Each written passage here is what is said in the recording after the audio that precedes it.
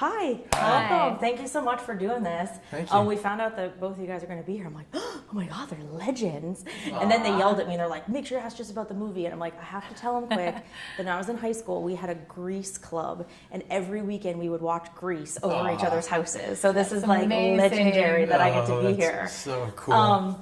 But the movie is incredible. And Thank you. the Thank thing that I found out was really interesting is you all played different ages throughout the movie. What was that like?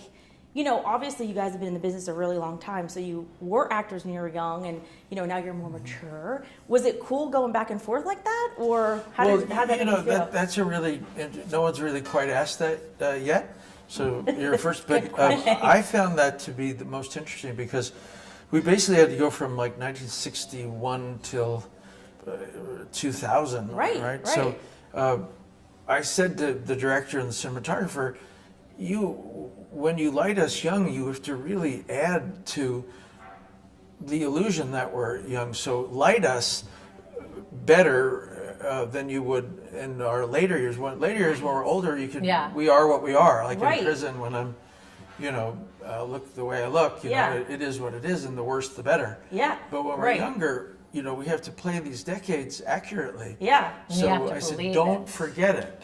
Yeah. That you have to help us because we can't be 30 and 60 in the same lighting. Right. And lighting is everything. And I think people now with like social media, people are starting to take more pictures of themselves. Yeah. And they see and it. you're aware of the lighting.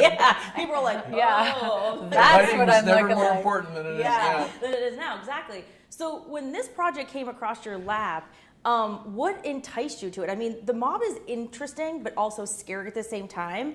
And you really dove into it. Did you feel like you were going to find things that where you were like, "Ooh, are they going to be buried? Are we going to find people buried in cement?" Like, well, I was intrigued because I never remembered Capone or Dillinger being loved. Right. This man was so loved. I needed to find out why. That's so true. Yeah. In my journey, I discovered why he was so loved by the actual people he did business with and the actual neighbors that experienced him. Yeah. And he would bring small business in the red back into the black, and no one suffered. He would help out families. He'd supply neighborhood parties. He would open up gyms that were closed and kids lost their dreams. He gave them back to them. So who would have ever thought a famous gangster would have done that? And you didn't know, and same thing with his wife being so supportive, you didn't know that they worked as such a team, and so you started doing all this research. Exactly. I mean, we had two great books. There were quite a few books, but Junior had written a book, and so did Victoria Jr. Wrote a great book. And they were so detailed with so many insights.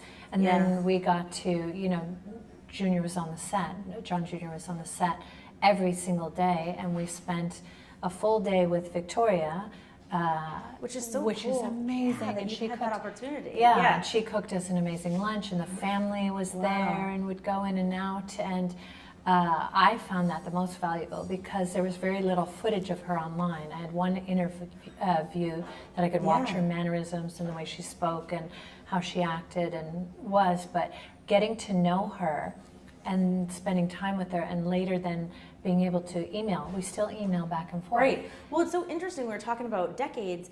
Right, like the internet really didn't exist until the early 90s. So when you're playing these characters from the 50s and 60s, you have to rely on books, and then hopefully relatives are alive, and then that's where you as actors then have to kind of create that yourselves. And also you want to get another outside viewpoint. That's why it was important for me to, I spent a whole day, actually 2 days with John Jr. going through the typical day of his father. Right. From the time he woke up till the time he went to bed. Right. But I wanted to find out how others viewed them. Yeah. Because their books took their viewpoint. I wanted to see if it matched, you see. Right. And then put that all together. And it did. Yeah. It matched. It was really pretty interesting. Well, and also they're telling me to wrap up, but I think the interesting thing that people love about the mob or find it fascinating is it is very family oriented. So the fact that you two are married and have this holiday relationship and then get to do this probably added a lot of depth too. Yeah. Another layer. Yeah. And we have the history, married almost 27 years. We adore our kids. They adore their kids. There's commonalities, even though there's very Yeah. distinct differences too. Oh, thank you so much. You're so And thanks welcome. for wearing the Eagles green. You did Yeah, that how on about purpose, huh? that? Yeah. Purposely. And you I are know. too. Yeah. Yeah, a little Should we bit. take a picture? Yes, please. Thank you so much, guys.